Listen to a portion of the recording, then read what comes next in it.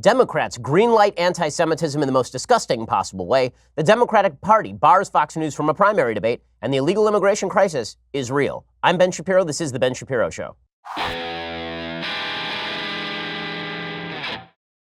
Well, get ready for an hour of rage because I am livid this morning, livid. And I spent 2 years fighting anti-Semitism from the right.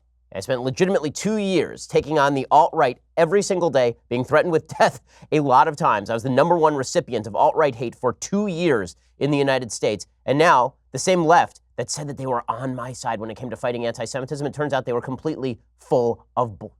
Okay, we'll get to all that in just 1 second. But first, you may need to relax. You may need to fix your back after a workout. Well, the best way to do that is to hang upside down. I know, sounds weird, right? But it is actually a great way to decompress the back and joints after a workout and boost recovery. It's called inversion therapy. It uses gravity and your own body weight to decompress the spine and release tension in your shoulders, neck, and joints. Inverting after your workout boosts the recovery process by stretching and elongating your spine and joints, rehydrating the discs, and relaxing tired muscles. Decompressing on a Teeter inversion table for a few minutes a day is a great addition to your daily routine to maintain a healthy back and joints. I love this thing. I've done my homework. This is the best inversion table on the market, which is why over 3 million people have put their trust in Teeter. In fact, my personal trainer is a guy who's experiencing significant neck pain. He goes home, he gets on that Teeter inversion table to help him. They're offering a great deal just for my listeners. For a limited time, you can get the brand new 2019 Teeter Fit Spine inversion table model with bonus accessories and a free pair of gravity boots so you can invert at home or take the boots with you to the gym. Teeter inversion tables have thousands of reviews on Amazon, average 4.6 star rating. With this deal, you get $150 off when you go to teeter.com/Ben. That's TEETER.com/Ben. You also get free shipping, free return, 60-day money-back guarantee. So there is absolutely no risk to trying it out. Remember, you can only get the new 2019 Teeter Fit Spine inversion table plus a free pair of gravity boots by going to teeter.com/Ben. That's TEETER.com/Ben to decompress. Well, now that you're decompressed, it's time to compress again. Okay, the fact is, the Democratic Party has decided to wholesale embrace anti-Semitism. Not a little bit, not some, wholesale embrace anti-Semitism. So as you know, Ilhan Omar is a vicious anti-Semite. There's been a lot of talk in the last day or so about how Ilhan Omar wasn't actually saying anything anti-Semitic. She was just saying stuff that was anti-Israel. Oh, now this is a convenient excuse very often for people who are anti-Semitic. Not all anti-Israel commentary is anti-Semitic. You can criticize the Israeli government. I do it regularly. I've done it twice in the last 3 months, I believe. And so this sort of thing is perfectly normal. You can criticize any government. You can criticize them for any reason. What you cannot do is criticize Jews as a stand-in for Israel. Ilhan Omar is not being criticized today because she was critical of Israel. Virtually every member of the Democratic caucus has been, because the Democratic Party has moved in a dramatically anti-Israel fashion for a very long time. That does not necessarily mean anti-Semitic. But the same people who proclaim that anti-Israel and anti-Semitic are not the same thing will then say that open anti-Semitism is not anti-Semitism, it's just anti-Israel. And that's what is happening right now. They say, on the left, don't conflate anti-Israel with anti-Semitic. And we say, okay, seems fair, right? Like, I think that there's not a great excuse for why you would oppose the only democracy in the region and side with, an actual terrorist government in the Gaza Strip and an actual terrorist government in Judea and Samaria. I'm not sure what would motivate that, but if you want to criticize particular actions of the Israeli government, have at it, just like we have at it here in the United States when we criticize the actions of the American government. That's politics. But the same people who say, listen, my criticism of Israel isn't anti-Semitic, it's just criticism of Israel.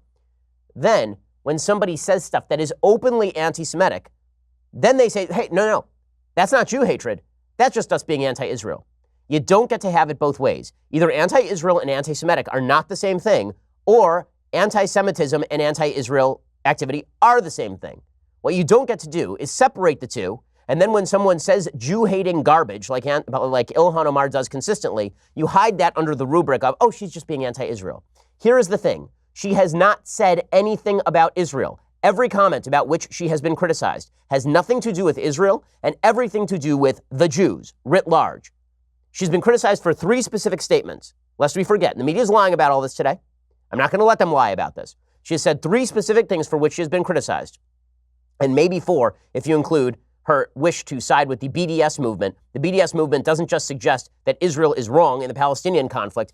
The leaders of the BDS movement have openly stated they want the destruction of the state of Israel. There is no way to talk about the destruction of the state of Israel without talking about the death or expulsion of millions of Jews. That's where Israel policy shades over into anti-Semitism. If you stand for the destruction of the state of Israel, that is anti-Semitic. Anti-Zionism at this point is anti-Semitic, but that is not the same thing as criticizing specific actions of the Israeli government or suggesting a two-state solution. None of that is anti-Semitic. Okay, but we're not even talking about that. That's not the stuff she did. She was not even talking about Israel at all. Okay, here are the 3 comments for which she has been criticized. She's not been criticized for the BDS stuff, really. She should be, but she has not been. Okay, but here are the 3 comments for which Ilhan Omar, the representative from Minnesota, was criticized. She was criticized, 1, for stating that Israel hypnotizes the world. That is not a criticism of the Israeli government. That is a suggestion that the nefarious Jews in the Jewish state are using their magical Jew powers to ensure that Israel has support across the world. That independent people across the world are not supporting Israel because Israel has certain principles, because it's a liberal democracy, because it's a homeland for historically persecuted people who have been slaughtered en masse for something like 3,000 years. No, it's that Israel and the nefarious Jews hypnotize the world. That is blatant anti-Semitism. That's statement number 1. She quasi-apologized for it. She said she didn't really understand originally how that could be offensive to Jews. I mean, she was just talking about Israel, but she wasn't talking about Israeli policy. She was talking about the Jewish state hypnotizing the world. Second, she said that American support for Israel was, quote unquote, all about the Benjamins, and then she cited to AIPAC. What she meant by that, obviously, is that Jewish American money was behind American support for Israel. This is another anti-Semitic comment. It has nothing to do with Israel policy. Israel does not put money into AIPAC. AIPAC is an American lobbying organization funded by Israel supporters, many of whom are Jewish. When she says the reason that Americans support Israel is specifically because the Jews are paying them off to do so, it is all about the Benjamins, she is suggesting that the Jews are in nefarious fashion paying off various politicians and corruptly causing them to be pro-Israel. That's the thing here. It's these nefarious Jews and their pro-Israel ways. That is an anti-Semitic comment. It's not anti-Israel, because again, that's not a critique of anything the Israeli government is doing. It is not a critique of the state of Israel. It is a critique of Jews in America who are spreading their nefarious Jew money around and causing America to support Israel. That was her second statement, for which she quasi-apologized, although she didn't really apologize for that. Then she made a third statement. Her third statement was that supporters of Israel, Jewish, non-Jewish, supporters of Israel have dual loyalty to Israel. Now, if she's talking about Jews in that group, that is an anti-Semitic statement. The suggestion that the reason that American Jews support Israel is because they are secret nefarious agents of the Jewish state is a canard that has been used against Jews for legitimately thousands of years, going back to a time when there was no Israel. Remember, Israel was only established in 1948. Anti-Semitism did not begin with the establishment of the Jewish state. I know that those on the left like to conflate anti-Semitism and anti-Israeli activity. They like to say that every act of anti-Semitism is really rooted in Israeli policy. It turns out anti-Semitism has quite a history before that. The Holocaust took place before the state of Israel existed. The pogroms in 1929 in Hebron, in Hebron, in Israel, by Arabs against Jews, those took place before there was a state of Israel. Pogroms in Eastern Europe were taking place regularly. The ghettoization of Jews in Europe, that was taking place regularly. The treatment of Jews as second-class citizens in the Muslim world, that was taking place long before there was an Israel. So, and one of the canards that was used was that the Jews were a group of people who were internally loyal but externally disloyal, that they were a cancer in the body politic, that they had dual loyalty, that they weren't truly loyal to the country in which they lived, or the principles of the country in which they lived. Truly, they were loyal only to each other, this tribal, clannish group. That was the canard that has been used against Jews really since time immemorial. I mean, going all the way back to Pharaoh in Egypt, suggesting that the Jews keep to themselves. So these are all anti-Semitic tropes. Again, not one of these comments has anything to do with Israel. So what do the Democrats do? The Democrats say, well, no, I guess it has to do with Israel.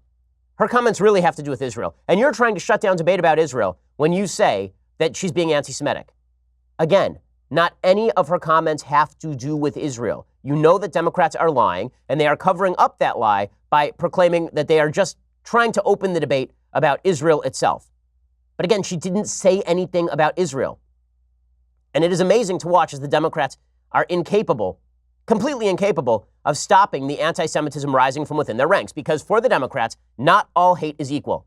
There's a great irony to this. You'll recall that over the last 48 hours, there was talk about a resolution condemning anti-Semitism. Then the Democrats decided to water it down by adding Islamophobia. Then they suggested that they were going to advance a symbolic resolution condemning all hate entirely. But the real rationale for doing this is to write out anti-Semitism as hate, because they couldn't even pass that. They then delayed that resolution. They couldn't even condemn all hate, because here's the truth. The Democrats don't give any damns about all hate. They don't. They care about the hatred that unifies their base. That's it. They cared about anti-Semitism so long as they could attribute it to the alt-right and attribute it to President Trump. The minute that it turns out that a huge percentage of their base is fine with anti-Semitism, then anti-Semitism takes a backseat. This is nothing new. The New York Times reported this back in October. The New York Times spent years ignoring the uptick in anti-Semitic hate crimes in New York City, and they admitted full scale in the New York Times, the reason we didn't cover this is because it wasn't white supremacists. That is the logic of the left. Not that all anti-Semitism is bad, not that anti-Semitism is worth condemnation.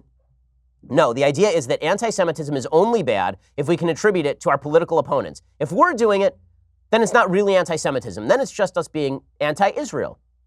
Then it's just, look, is anti-Semitism really such a problem in the United States? Like, should we really worry about Ilhan Omar being anti-Semitic? Isn't she more of a victim than the Jews who she is accusing of nefarious Protocols of the Elders of Zion-style conspiracies behind closed doors? Isn't she the real victim here? This is how Democrats have reacted to all of this. Speaker Nancy Pelosi said, we'll see what the committee comes up with. I'm a big believer in the committee system. This is their jurisdiction. They have an array of concerns, priorities they are addressing. By the way, there's been no push by the Democrats to oust Ilhan Omar from the Foreign Affairs Committee. Right? So it's amazing. They'll suggest that anti-Semitism has nothing to do with anti-Israel activity. Then they cover for anti-Semitism by attributing it to anti-Israel activity. Then the anti-Semite they are covering for gets to sit on a committee that oversees Israel-American relations. Perfect how that works out. In a second, I'm going to talk about what the Democrats are supposedly doing here, and then we'll get to their actual responses. Their actual responses are mind-blowing and revelatory, and remind you that the Democratic Party does not and has not taken anti-Semitism in its own ranks seriously by any measure whatsoever, any measure. There are those of us who took it seriously from the right and take it seriously from the left. I'm still looking for the people on the left willing to take anti-Semitism in their own ranks seriously enough to call this garbage out for what it is. But before we get to that, first, we need to calm down. Stress is a worldwide epidemic. We are working longer hours. We're inundated with the constant news cycle. We're more connected than ever before. Stress is a part of life. It can very easily affect our overall well-being. And that's why we're partnering with Calm. It's the #1 app to help you reduce your anxiety and stress and help you sleep better. More than 40 million people around the world have downloaded it. If you head over to calm.com/Ben, you'll get 25% off a Calm premium subscription. That includes guided meditations on issues like anxiety, stress, and focus, including a brand new meditation every day. I mean, this stuff is just great. They also have sleep stories. These are bedtime stories for adults designed to help you relax. I am not great at sleeping, and I'll tell you, calm.com definitely works for me. Head to the magical lavender fields of southern France with Stephen Fry, or explore the moonlit jungles of Africa with Leona Lewis. They even have soothing music and more. So if you're looking to calm down and decompress after a long day of following politics, right now, head over to calm.com/Ben. My listeners get 25% off a Calm premium subscription at calm.com/Ben. That's calm.com/Ben. Get unlimited access to all of Calm's content today at calm.com/Ben. Get calm and stop stressing. So tonight after the show, I will definitely be listening to a lot of calm.com, calm.com/Ben. I'm going to need it. Okay, back to being stressed out. So here is what the Democratic Party is doing about anti-Semitism. The answer is nothing. Nothing. Members involved, this is according to the Daily Beast, members involved in crafting the resolution have already been hit with requests from the offices of Democratic lawmakers for specific groups to be included in the resolution. So now they're just going to broaden out what was a single issue resolution to include hatred against people of all faiths and all kinds. Now, I'm old enough to remember when the Black Lives Matter movement said, Black Lives Matter, and people said, all lives matter. It's not just black lives. Now, the left immediately interpreted that to mean that if you said all lives matter, you were seeking to obscure the fact that black lives matter. Those exact same people are saying today that if you broaden out an anti-Semitism resolution, specifically based on a specific circumstance to include all hatred, that's not watering anything down. It's amazing how that works. By the way, I will mention that when it comes to the Black Lives Matter, all lives matter distinction, the reason people said all lives matter is because they rejected the fundamental premise that black people were being unfairly targeted by the police across the country. That's what the actual argument was about. There is no argument that anti-Semitism exists, and there is no rational argument that Ilhan Omar is a purveyor of anti-Semitism. So this isn't even like the Black Lives Matter, All Lives Matter debate, because there is no good faith reason to broaden this thing out except to obscure Ilhan Omar's participation in anti-Semitism. But that's what the Democrats are seeking to do. In a second, I'm going to explain more of what they are doing. Representative Tulsi Gabbard, who is Hindu, reached out to top Democrats to ask that Hindus be specifically mentioned in the resolution. Other members have suggested Catholics, Muslims, and all forms of racism should be added too. Pelosi then replied, "What's too broad about fighting hatred wherever it exists?" Well, first of all, you're not fighting hatred where it exists. Your representative sits on the Foreign Affairs Committee. You have said that she is not anti-Semitic and that she did not participate in anti-Semitism, Representative Pelosi. Pelosi was specifically asked about this. She said she didn't think that Ilhan Omar's comments were intentionally anti-Semitic. What in the hell does that even mean? Intentionally anti-Semitic. What? She was walking along the street, she slipped in a puddle, and boom, she started spouting anti-Jew hatred? I know it happens to me all the time, just walking down the street, anvil falls on my head, and suddenly I'm shouting about the KKK being great. Ilhan Omar does this stuff every 2 weeks. She can't help herself. Intentionally anti-Semitic. By Wednesday afternoon, several of the Democrats had taken to blaming the media for covering Omar's remarks, claiming that racist and anti-Semitic actions and language from Republicans were being ignored. "We have to do better across the board," said Representative Max Rose. Now, this is peak whataboutism. Peak whataboutism. We can't condemn Ilhan Omar. We won't condemn Ilhan Omar because over there's a person. Go get him. Okay, now, let's be straight about this. The attempt to equate Ilhan Omar's comments with, for example, Representative Jim Jordan tweeting out Tom Steyer with a $sign in Tom Steyer's name is absurd. Tom Steyer isn't Jewish. He's Episcopalian. Also, to say that a particular person gives a lot of money to politics, say George Soros, is not anti-Semitic. To say that the Jews writ large are controlling American politics on behalf of Israel, that's anti-Semitic. George Soros does give a lot of money to politics. It's not anti-Semitic to point that out any more than it would be anti-Semitic for someone to point out that I speak on politics every day, because I do. That's a reality. That is not the same thing as saying Ben Shapiro and all the Jews are paying people off with their Jew money to support Israel. That's anti-Semitic. But look, the Democrats are not, the intellectual dishonesty, the willingness to overlook all of this, to pander to their intersectional new faces, it's astonishing. It's astonishing. Let's be real. The real reason the New York Times didn't cover the hate crime uptick in New York City is because the purveyors were largely from minority groups, statistically speaking. They weren't going to cover that.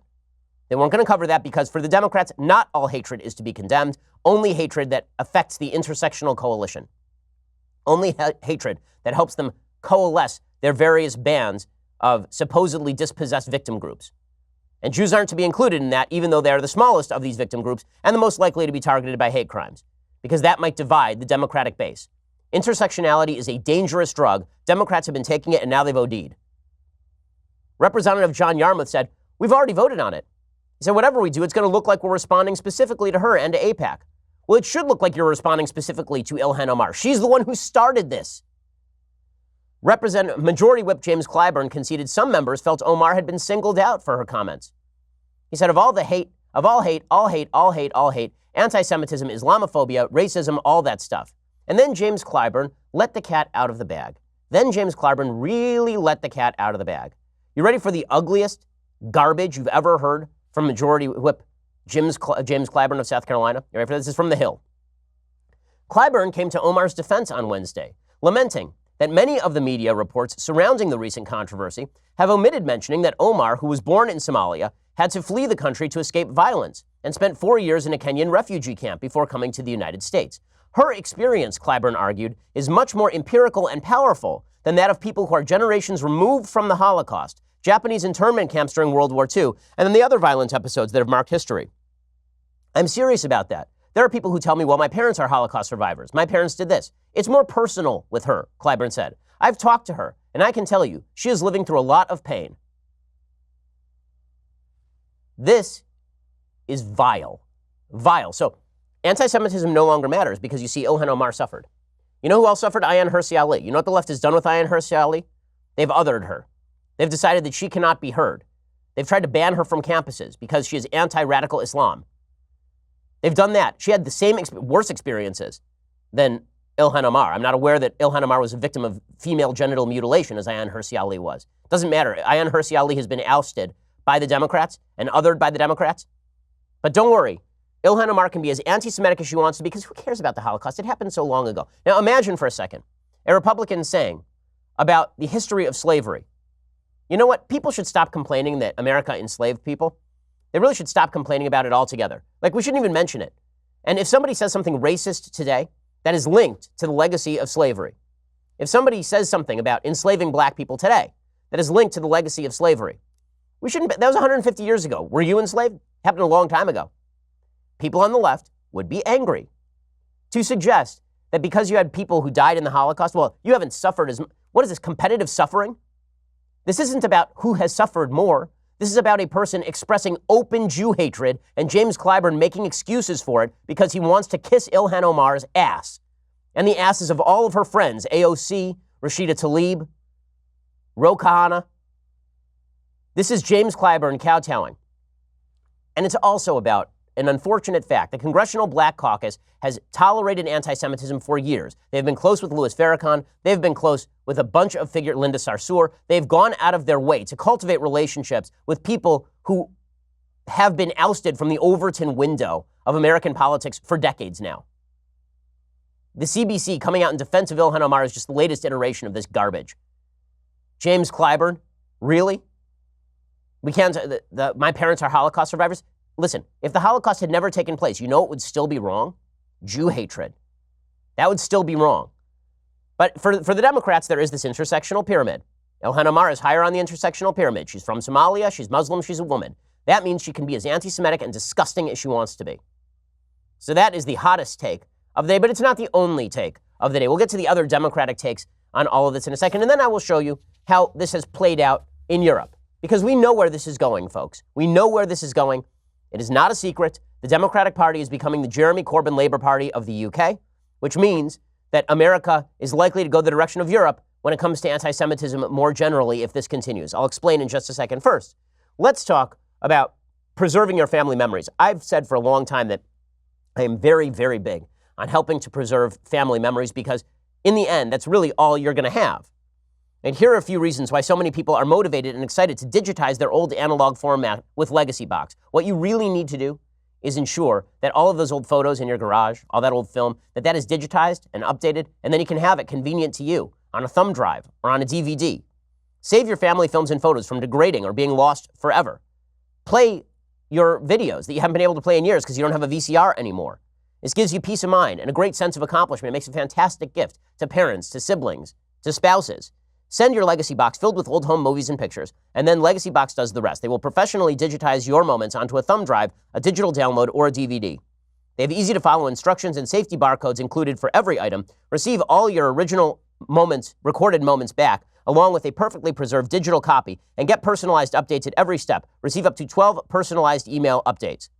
Legacybox is the world's largest, most trusted digitizer of home movies and photos. Over 450,000 families trust Legacybox. There's never been a better time to digitally preserve those memories. Visit Legacybox.com. I really think this is an incredibly important gift. Plus, for a limited time, they're offering my listeners an exclusive discount. Go to Legacybox.com/Ben and get 40% off your first order. That is Legacybox.com/Ben. Save 40% today. My family has done this, and you should too. Legacybox.com/Ben. Save 40% today. Go check them out right now. Okay, so it's not just James Clyburn who is presenting pretty much openly anti-Semitic arguments at this point.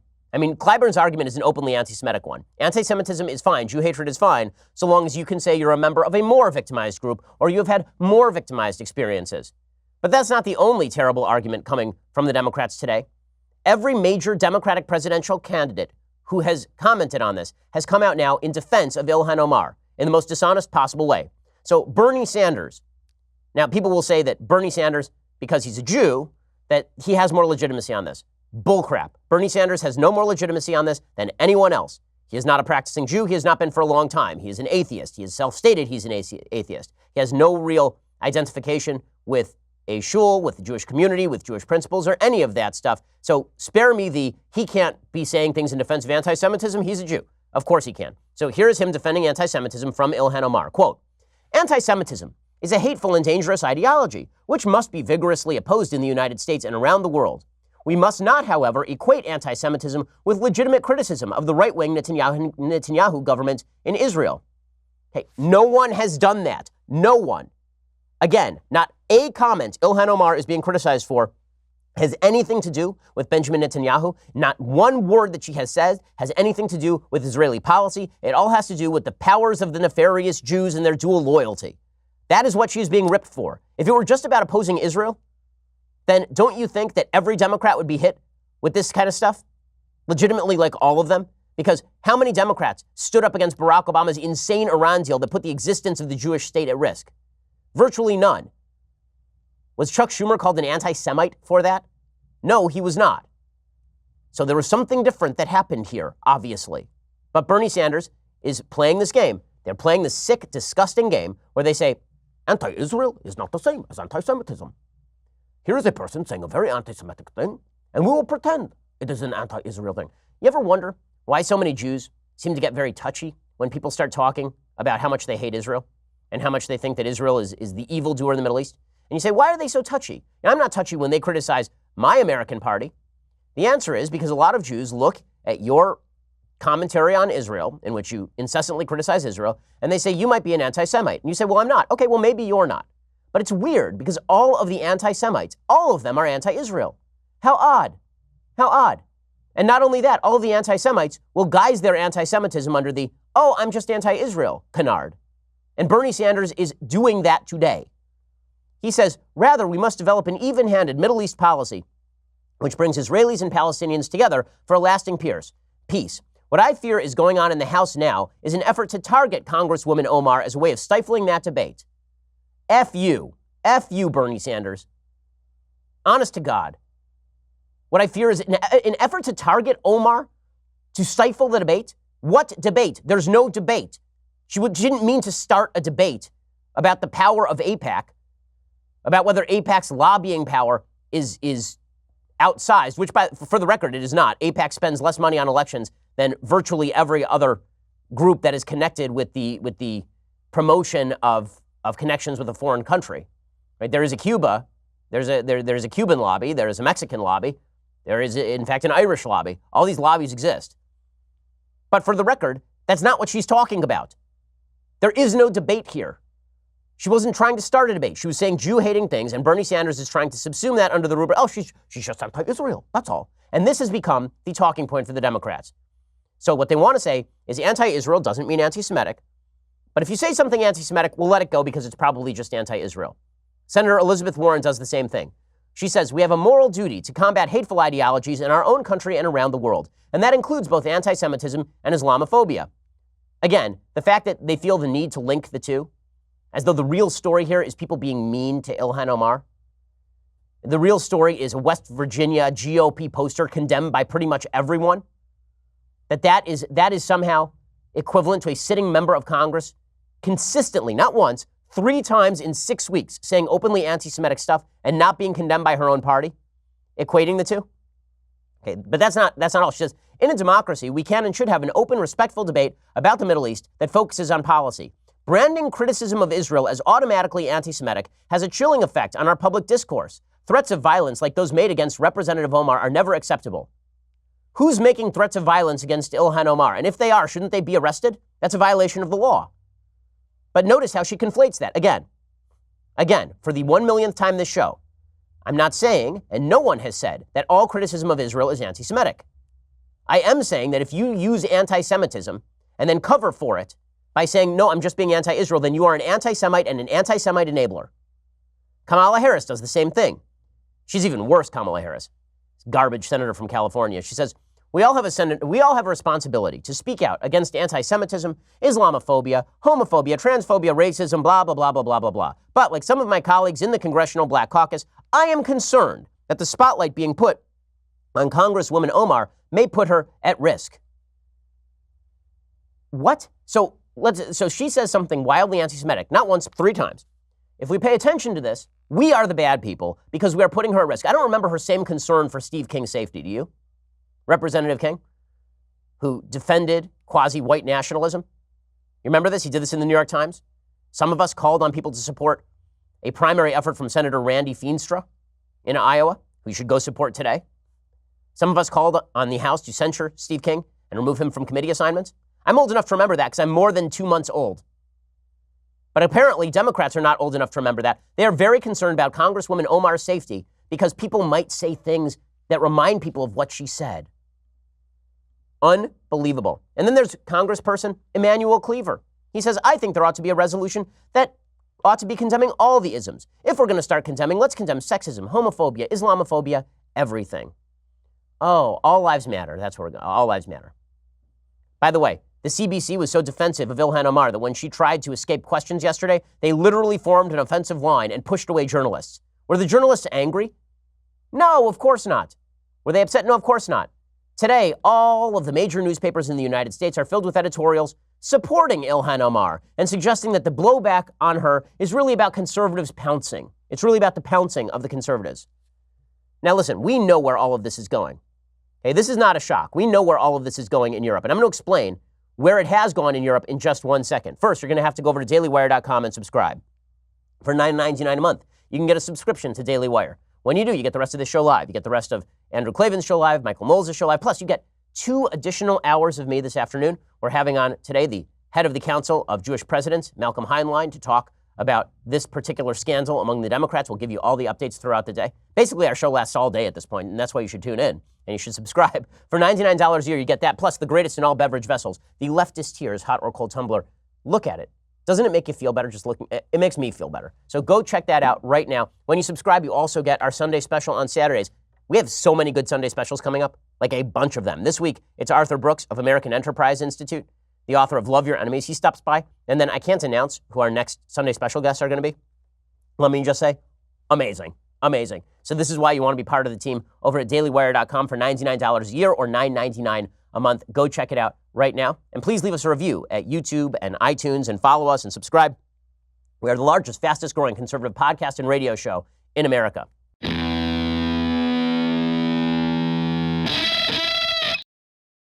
Now we know where all of this is going, and it is fascinating to watch as all of it has morphed. It's really incredible to watch as the excuses have morphed. So it started with Ilhan Omar didn't know what she was saying. Yeah, it's anti-Semitic, but she's ignorant. Right? She's an ignorant woman. I mean, legitimately, this was the case that was made by heads of the Democratic Party. She didn't know what she was saying. She needs education, guys. It's really just about education. If we just told her that she was saying mean things, she would stop saying mean things. Now, never mind that there was an article in the Minneapolis Star-Tribune years ago talking about how the Jewish community had met with Ilhan Omar and left feeling she was anti-Semitic, basically.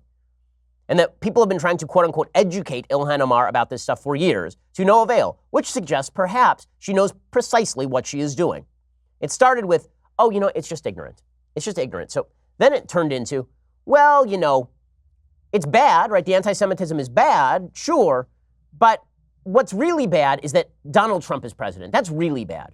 Like, let's pay attention to Trump, because, 2 years ago, Trump was winking and nodding at the alt-right, and that means we shouldn't cover Omar. I mean, it wouldn't be even-handed of us to ignore President Trump at this time. Number one, no one ignored Trump at the time. I was there. I was one of the people yelling at him. But Democrats moved to the whataboutism. Okay, we're not going to pay attention to Omar. Trump is still out there, and he's the real threat. And then it turned into, you know what? It's not anti-Semitism at all. Poof. It's just anti-Israel sentiment. It's just her being and we can't shut down the debate. We wouldn't want to shut down the debate. And then it turned into, you know what? Even if it's anti-Semitic, that's okay, because, after all, she's from Somalia. After all, she's more victimized than you, and that's okay. That's okay that she says anti-Semitic things, because she's a victim, you see? So it is morphed. It is morphed all the way. Now, where is this going? What is the logical endpoint to all of this? Here is the logical endpoint. This is an image. This is an image that was posted by labor leadership. Okay, this is an ally of Jeremy Corbyn who directed that a labor member posted an anti-Semitic image from a far-right website. Okay, so there was a labor member who posted this image. If you can't see the image because you're not subscribing, the image is a picture of the alien from the movie Aliens over the face of the Statue of Liberty with a Jewish star on the back of it. With a Jewish star on the back of it. So the Jewish lobster-like evil alien over the face of the Statue of Liberty with the Jewish star on the back of it. Blatant anti-Semitic imagery direct from the pages of Der Stürmer. This is Nazi-type imagery. And it was posted by a person named Kayla Bibby. Kayla Bibby posted an anti-Semitic image with the Star of David on the Statue of Liberty, and then she added the most accurate photo I've seen all year. She attended Labor's conference in September as a delegate from the Liverpool Riverside constituency and was let off with a warning. But now, an ally of Jeremy Corbyn directed that a Labor member should not face immediate suspension because this was just anti-Israel, not anti-Jewish. You see, open anti-Semitism is really just anti-Israel stuff. That's all. It's just about Israel. Now, what exactly did that picture have to do with Israel? Nothing. It was the Jews control America. They're an alien life form on the face of the United States. Don't worry, it's just anti-Israel. And the logical extension goes even further than that. In 2014, there was a bomb attack, an arson attack on a synagogue in Brussels. It was a synagogue actually, it was in Dusseldorf, and in Germany. And the Dusseldorf High Court found no procedural errors in the trials of 3 men of Palestinian descent for felony arson against a Wuppertal synagogue. So they tried to burn down a synagogue in 2014. And the High Court said them burning down a synagogue, not in Israel, in Germany, them trying to burn down a synagogue in Germany was an expression not of anti-Jew hatred. It was an expression of anti-Israel sentiment. It was an expression of anti-Israel sentiment. That's all that it was. Okay, Katharina von Schnurbein, the EU's coordinator on anti-Semitism, she spoke on a panel exploring the new anti-Semitism. She said, in my opinion, throwing Molotov cocktails into a synagogue is always anti-Semitism. But really, is it? Really, is it? Is it really anti-Semitism when you use a bunch of Jew-hating language, but you're also anti-Israel? Isn't that really just you hating on Israel when you suggest that the nefarious Jews are behind American politics and their nefarious Jew money is behind American politics? That's just you being anti-Israel, right? And burning down synagogues, I mean, if you're doing that because you don't like Israel, I mean, we all get it, don't we? The arson attack on the Bergisch synagogue in Wuppertal took place in the early morning hours of July 29th, 2014, following an end to Ramadan celebration and during the height of anti-Israel protests in Germany and elsewhere over the Gaza war. The men were found guilty of arson and given suspended sentences in 2015, with a threat of jail if they got into trouble again. The High Court last month rejected the defendant's appeal on procedural grounds. In a statement last week, Moshe Kantor, who's the president of the European Jewish Congress, said it was unbelievable that attempts to burn a synagogue have been equated with displeasure with Israeli government policies. But again, this is nothing new. We have seen in France groups of men, largely of Middle Eastern Muslim descent, descending on shuls, on synagogues, and attacking those synagogues whenever there's an Israeli policy they don't like, because Jews everywhere are obviously merely foreign agents of the Israeli government. That's where the Democratic Party is going. That any form of anti-Semitism is apparently going to be justified with, well, you know, Ilhan Omar was just pissed off at Israel, that's all. So doesn't that make this okay? We know where this is going, guys. Okay, this is not a shock. It's already happening in Europe. I thought that the Jeremy Corbynization of the Democratic Party was going to take longer. It took about 5 minutes. 5 minutes. The new wave of Democrats are Jeremy Corbyn. AOC is a fan of Jeremy Corbyn. She touted that she had a call with the guy. Jeremy Corbyn has spoken out in favor of Hamas, in favor of Hezbollah. He has tolerated the growth of open anti-Semitism in his own party. He has just said, oh, well, it's just anti-Israel activity. That's all. So here's a question for American Jews today. I want you to vote overwhelmingly for the Democrats. Look at the Democratic Party and ask yourself, is this a party that you can justify voting for? I'm not even asking you to vote Republican. You vote however you want. But can you bring yourself to vote in favor of a party that is willing to let off anti-Semitism this way in favor of the quote-unquote intersectional ideal? I mean, when you've lost Batya Ungar-Sargon, I don't know what to tell you. Batya Ungar-Sargon is the editor of the Jewish Forward, and she is bent over backwards. I mean, legitimately bent over backwards to try and make excuses for anti-Semites inside the Democrat ranks because she's tried to give them the benefit of the doubt. But now even she is saying, you know, there's no way to justify this. There's no way to justify this. I'll explain in just a second. So Batya Ungar-Sargon, I know her. She's a nice lady. We disagree about politics. But she has really bent over backwards to try and make excuses for Ilhan Omar and Rashida Tlaib. Even she is saying, I can't handle this anymore. She wrote a column in The Forward, which is a far left Jewish magazine. You know, the kind of Jewish magazine that suggests that I am a far-right extremist. She says, the left is making Jews choose our progressive values or ourselves. She says, Almost as upsetting as having a member of Congress repeatedly saying things that evoke the most horrific episodes in Jewish history was the response to Omar's words on the progressive left. Instead of expressing support for American Jews horrified that a sitting congresswoman, a person with access to state power, who has a vote on whether the most powerful military in the world goes to war, they started a hashtag on Twitter, I stand with Ilhan. She says that every human being should oppose anti-Muslim attacks on her, which of course is true. She says, but her supporters went further. They based their defenses around a bizarre, self-contradictory combination of denying that her words evoked anti-Semitic stereotypes while implicitly admitting that her words did invoke those stereotypes with elaborate deflections and whataboutisms. And then she quotes Alexandra Ocasio-Cortez. And of course, Batya Ungar-Sargon is correct, but she is as progressive as you get on the left, and even she is saying the Democratic Party has botched this. Now, here's the thing. I was very worried in 2015, 2016 about the mainstreaming of the alt-right. The alt-right has not been mainstreamed. They've been forcibly ousted from the Republican Party. They are not tolerated. Yeah, I was really worried about it in 2016, and I was right to be really worried about it in 2016, and I was the number one target of alt-right hate in 2016 in America. So I know of what I speak. And I spoke out. And the left said, yeah, we have to speak out against this stuff. Now the mainstream left is saying, stop speaking out about this stuff because it might hurt Ilhan Omar, or it might hurt the Democratic Party, or it might hurt the anti-Israel cause. So I ask you again, American Jews, I'm not even asking you on the basis of shared ethnicity, because I don't care about shared ethnicity. If you care about your cultural Jewishness, if you care about Jews being targeted simply for being Jews, if you care about slurs against Jews becoming widespread, and that conflated with anti-Israel sentiment, how can you vote in favor of this party or support this party? How? You're going to need to explain it to me. Again, I'm not even saying go vote for Donald Trump. I understand your problems. I'm not going to say you have to vote for Republicans. I am going to say that if you continue to vote for this party, I don't know what is going through your head, or at the very least, I have to question whether you have very much cultural, even cultural connection with Judaism or with being a Jew.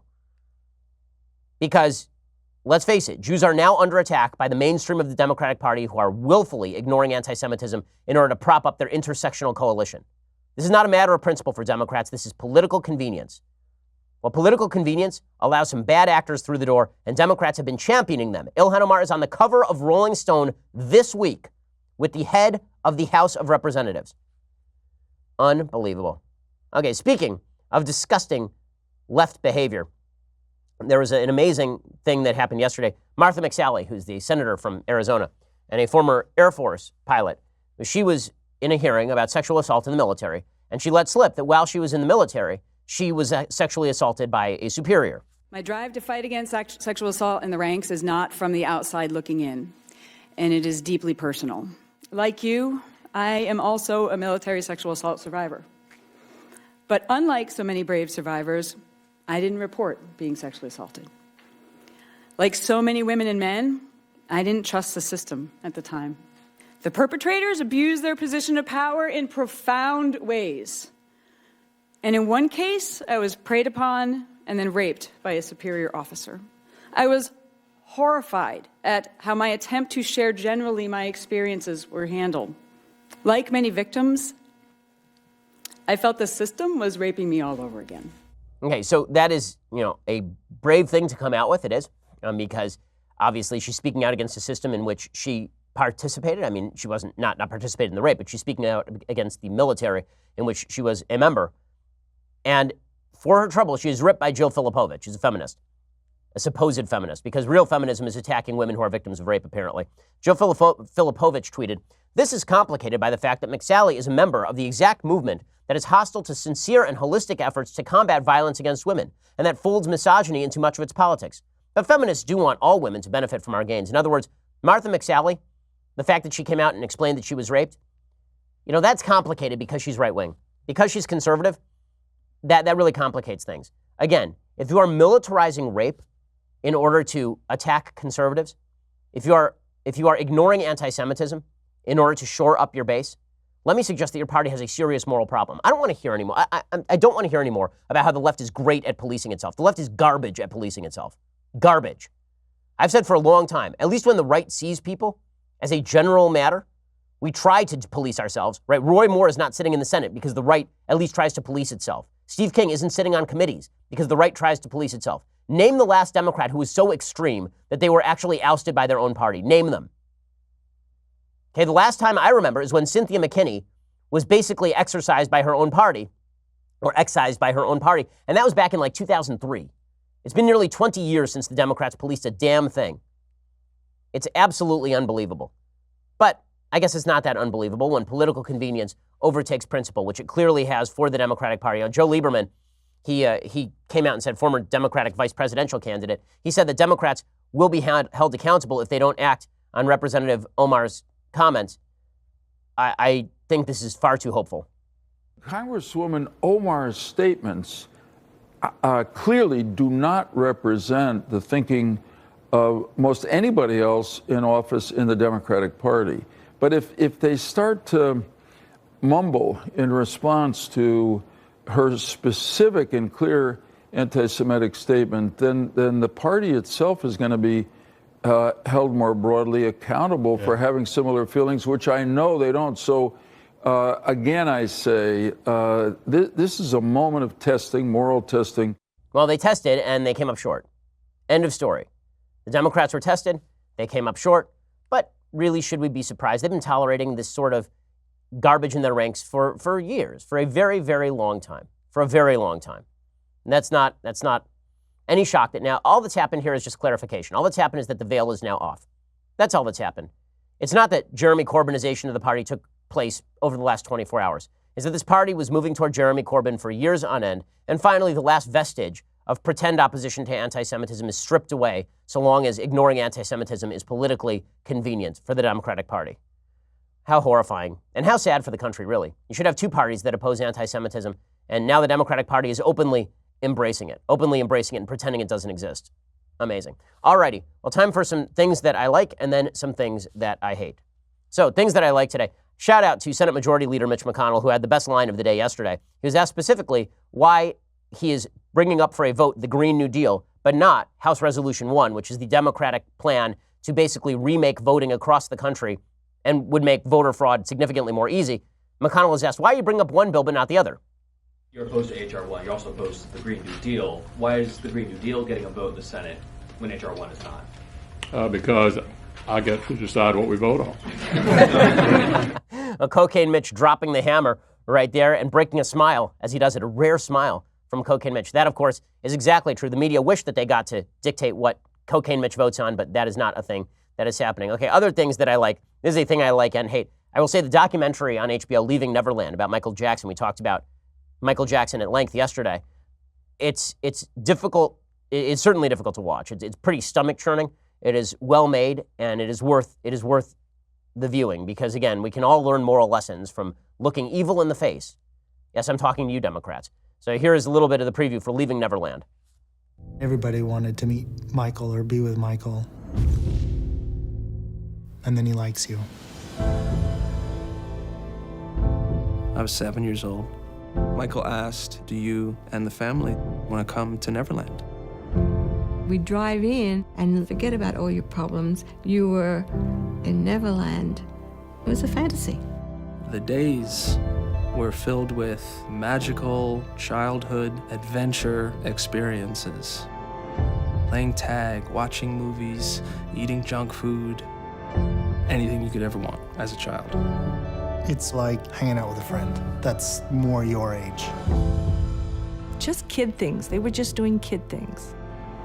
He just came across as a loving, caring, kind soul.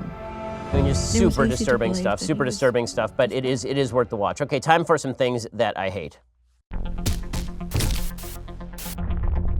So Tom Perez, the head of the DNC, he has now put out a statement saying that he will not allow a Fox News primary debate. He says, I believe that a key pathway to victory is to continue to expand our electorate and reach all voters. That is why I have made a priority to talk to a broad array of potential media partners, including Fox News. Recent reporting in The New Yorker on the inappropriate relationship between President Trump, his administration, and Fox News has led me to conclude that the network is not in a position to host a fair and neutral debate for our candidates. Now, listen, if he wants to say Fox News leans right editorially, that of course is true. But if you're saying that Chris Wallace and Bret Baier can't conduct, and Martha McCallum can't conduct a normal debate, that of course is absurd on its face. It is also rather absurd for for Tom Perez to say he wants an objective basis for debate, that's not true. He wants a network that is going to kiss his candidate's rear end. And where better to find that in places like CNN? And as you'll recall, Donna Brazile, who ended up becoming the head of the DNC near the tail end of 2016, she admitted that she used her former position as a CNN commentator to relay questions ahead of debates to Hillary Clinton during the Democratic primary. She said in October, a subsequent release of emails revealed that among the many things I did in my role as a Democratic operative and DNC vice chair prior to assuming the DNC chair position was to share potential town hall topics with the Clinton campaign. She said, my job was to make our candidates look good, and I worked closely with both campaigns to make that happen. So, but don't worry, CNN will get a debate. Also, I'm sure that ABC News will get a debate. You recall that back in 2012, George Stephanopoulos, an actual former staffer for Bill and Hillary Clinton, in 2012, you'll remember that he randomly, in the middle of a primary debate, asked Mitt Romney about birth control. Why? Because it then set up the entire line of attack on Romney that there was a war on women. It had nothing to do with anything. No one was talking about birth control. It didn't stop George Stephanopoulos from going there. Governor Romney, do you believe that states have the right to ban contraception, or is that trumped by a constitutional right to privacy? George, this is an unusual topic that you're raising. States have a right to ban contraception. I can't imagine a state banning contraception. I can't imagine the circumstances where a state would want to do so. And if I were a governor of a state or a legislator of a state, I would totally and completely oppose any effort to ban contraception. We should allow the people to express their own views through amendment and add it to the Constitution. But this idea that justice... So should that be done in this case? Pardon? Should that be done in this case? This was George Stephanopoulos, objective news anchor. I'm sure George Stephanopoulos will get to moderate a debate this year. George Stephanopoulos was an actual Clinton staffer who wrote in his memoirs about, legitimately about Hillary Clinton, that upon her husband's victory, they looked at each other with tears in their eyes, and she said, I love you, George, and he said, I love you too, Hillary. That guy can moderate a debate, but not Bret Baier or Chris Wallace. Now, good for President Trump. President Trump then blasted the DNC, said, fine, you don't want to do this? I won't let any of the fake news networks do a debate with me. He says, I think I'll do the same thing with the fake news networks and the radical left Democrats in the general election debates. This seems to me an appropriate response, frankly. Okay, other things that I hate. So just terrible news. Alex Trebek revealed yesterday that he has stage 4 pancreatic cancer, which is pretty terrible, obviously. Bad diagnosis. Here's what he had to say about it. This week, I was diagnosed with stage 4 pancreatic cancer. Now, normally, the prognosis for this is not very encouraging, but I'm going to fight this, and I'm going to keep working, and with the love and support of my family and friends, and with the help of your prayers also, I plan to beat the low survival rate statistics for this disease. Truth told, I have to, because under the terms of my contract, I have to host Jeopardy for 3 more years. So help me, keep the faith, and we'll win. Well, we'll get it done. Obviously, we're all praying for Alex Trebek. He is great at his job. You'll recall that just last year, just a great clip of Alex Trebek. Football 400. I can tell you guys are big football fans. Yeah. Tom Landry perfected the shotgun formation with this team.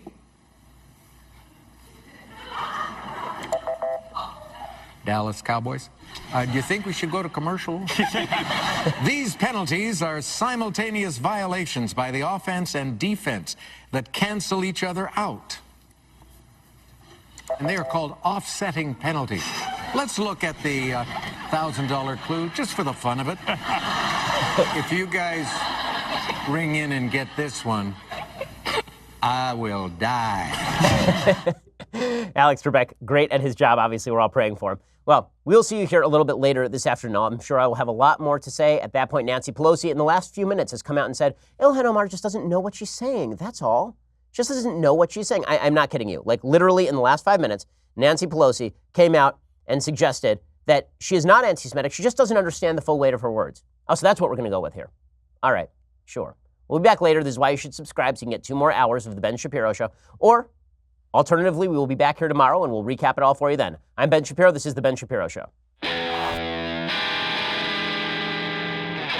The Ben Shapiro Show is produced by Senya Villarreal, executive producer Jeremy Boring, senior producer Jonathan Hay. Our supervising producer is Mathis Glover, and our technical producer is Austin Stevens. Edited by Adam Sayevitz. Audio is mixed by Mike Caromina. Hair and makeup is by Jesua Olvera. Production assistant Nick Sheehan. The Ben Shapiro Show is a Daily Wire production. Copyright Daily Wire 2019.